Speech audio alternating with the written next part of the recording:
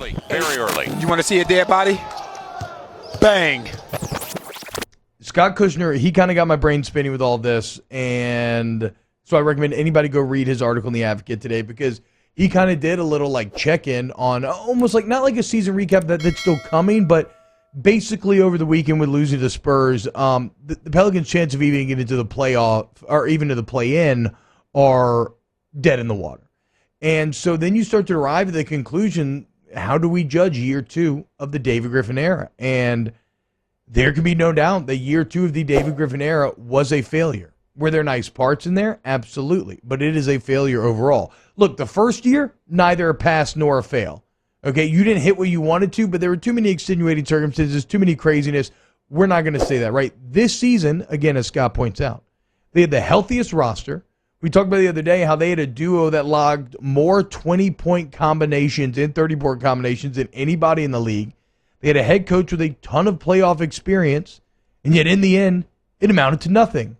And I'll quote Kushner directly here. Considering Williams' leap, Brandon Ingram's status as a max contract earner, and Coach Van Gundy's experience, these Pelicans should be better than their 26-34 record. They should be closer to the chase than the 11th place island, a place of rotten real estate they've occupied for months now. And that's the other thing, is that they have completely stagnated at the bottom of that Western Conference. And maybe the most frustrating part is that expectations this year were not unreasonable in the slightest. It is not unreasonable to say that this team with this roster, especially because they stayed healthy, should have made the play-in in the very least. And so this isn't a case where you had crazy expectations. It's like, oh, well, that's really a fault. No, these are completely reasonable, and you still fell short. It's just, you know how I feel about this. When you have multiple All-Stars in the NBA, you should be making the postseason. And I realize they're missing some things. They're missing a wing. They're missing a three-point shoot. All of those things. And they thought they had that with JJ and other players. But when you have All-Star, the number 2 overall pick, a guy in Eric Bledsoe who's made the All-Defensive team multiple times, Steven Adams, who is a very nice player to be your 5, when you have 2 lottery picks on the bench in Jackson Hayes and Kyra Lewis and other pieces, you should be making the postseason. There's no excuses that you can make about it. There's no rhyme or reason to say this, that, or the other. There's just not. We're not talking about championships. If we were having that conversation, T, I'd be right on board with you. Like, this team's not ready for that. No. But to make the postseason, I mean, you still have 10 games left, and you're basically mathematically done. Like, that is a failure. And remember, David Griffin's own stated goal was not to make the play-in or anything. It was to just be relevant through all 72 games. And then hopefully develop some kind of winning edge in playing games that matter down the stretch. And now, I mean, unless miracles happen, no, you're going to be playing in completely pointless games down the stretch. And make no mistake, the Clippers and the Nuggets are probably about to put the final mathematical stakes in your coffin. Mario, like I said, you are the show's foremost Pelicans mind. What are your takeaways from this season and kind of how it projects into the future? Oh, it's definitely a disappointment. Jake is 100% right. I think I've been defending Stan Van Gundy's coaching all season because it's very early in the process. He still has year 2 coming up, obviously, but it's kind of become harder and harder to defend him as the season goes on. I kind of don't like the philosophy of giving up a lot of threes and protecting the paint. That's what he said he wanted to do coming in, and that has worked out terribly for the Pelicans. But I also agree with you, T-Bob. I mean, so many people are traumatized from the Anthony Davis era and the Chris Paul era, but if you just look at this roster going forward, there's a lot of young talent. You have Nickeil Alexander-Walker, who's still going to get better, Jackson Hayes, who is still going to get better. The franchise is just in a much better place in terms of roster management and cap flexibility than they were compared to when Chris Paul and Anthony Davis were here. So this season is definitely a disappointment, but like I said the other day, just on maturation alone and just off of another offseason for David Griffin to kind of adjust some things, this team can still be really good and can still meet the expectations for next year when the pressure is going to turn up for this franchise. Yeah, so I think that's incredibly well said on all points, because in the end, yes, objectively this season was a failure. That doesn't mean they still can't get it right or won't get it right. Now, and I'm not going to say anybody should expect them to, but when you have the core of B.I. and Zion and you have some of the other young pieces, including even like a Kyra Lewis Jr., the fix in basketball can come really quick, right? No, I don't know. Like I look at Phoenix, and that process started in that bubble last year, and I don't know if I see a similar analogy to a Chris Paul joining New Orleans like Phoenix. I just don't think there's something there to bring you to that level, but it can turn around very quickly. And this is one thing I want to be painfully clear on, though, because I don't want to sound like I'm being apologetic here. This year was a failure. But I do think, you allow for like a 3 to 4 year window for things to happen. But just because you failed this year does not mean that you rein in the expectations for next year. Like I said, the trajectory remains the same. This year was be playoff relevant through 72. Next year has always been and should still be to just be a playoff team. No ace seed, no play-in tournament, no bullcrap like that. Become a legitimate playoff team. I don't care how bad you were this year. That is still the expectation next year. And when we were talking about kind of heating up, Jake, that's what I'm talking about. This year is what it is. It sucks. But if you fall woefully short again next year, then I don't know what you do. Then you got to start asking some real questions about, because look, I believe in David Griffin's vision.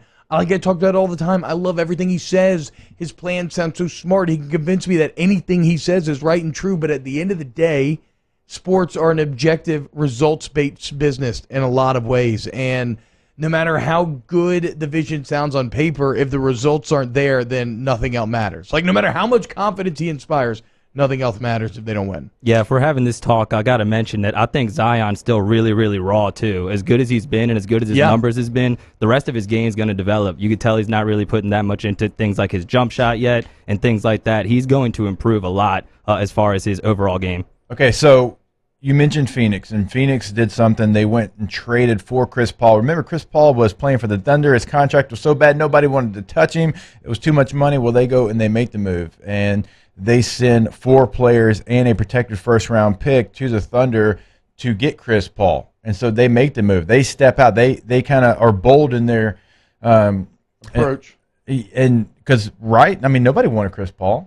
Yeah, no, he's Chris Paul's had this weird thing where, people have kind of been moving him around, and then every team he goes to just becomes incredible. The Thunder were so much better than they had any right to be. The Suns are now vying for the 1 seed.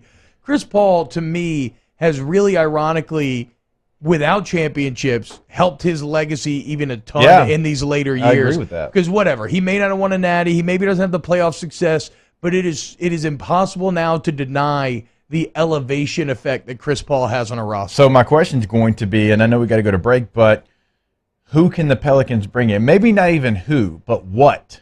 What can they bring in? Toughness. That's what I would say, right? And that's what Paul represents, is toughness. Like we said earlier, he has a bad demeanor about him. Paul does. Not bad in a pouty way, bad in I'm a badass and everybody better fall in line or I'm going to get on you type of way. So, and that's what they're missing. And that's what Zion and B.I. said they wanted with the hiring of Van Gundy. When they were going through that coaching search, they said, we want a coach who's going to hold us accountable. I think they need some of that in the locker room. And James Johnson does actually have that, but I don't know if he's a good enough player at this point in his career to be enough, because he does have that mentality, but they are missing that dog. Yeah. That Rondo or the Lance Stevenson or, the Matt Barnes, guys like that. Doug Christie was that for those Kings teams back in the day. Remember we were talking about that? Green? That's what. Yeah, that's his role in that team. Now, Draymond, some of it feels like it's forced, but to have that enforcer type that, hey, you're not going to touch Zion, you're not going to touch Bi. This is not how we're going to do it. We're going to lock down and make everybody kind of buy into that mentality, because even if every player buys into that mentality just 10% and makes them 10% meaner, nasty, tough, the whole deal, I think that can go a long way with them. Mark, do you want a final word for Jimmy Butler? Yeah, again, the best player on the team can't even legally buy himself a beer yet. I think Zion's still kind of learning, still developing, still kind of taking his lumps. And as he kind of goes in his career and hopefully the wins and losses are a little better, Zion can develop into that alpha, but he's just young right now. People don't want to hear that, but it's all about getting experience. And the Pelicans, Zion included, taking their lumps right now. But he doesn't even have to be that guy. He doesn't have to have that mentality. He can just be the star player, and there's other pieces that are that star player. Yeah, right? Exactly. Every team we could point to it, and they've had that guy. The great Pistons teams, the great Bulls teams, we could point. Rodman was that for the Bulls. Devin Booker doesn't have to have that attitude. He's still the best player on the Suns, but they're winning now because they got Steph Curry didn't have that attitude, but they had Draymond. Yeah, I still have hope for the future, but this season, man. You know what, though? It was awesome watching the explosion of Zion. I don't want to make it seem like it was all doom and gloom, because watching Zion and what he did this year was nothing short of astounding. Ask the Bench coming up next here on OTV.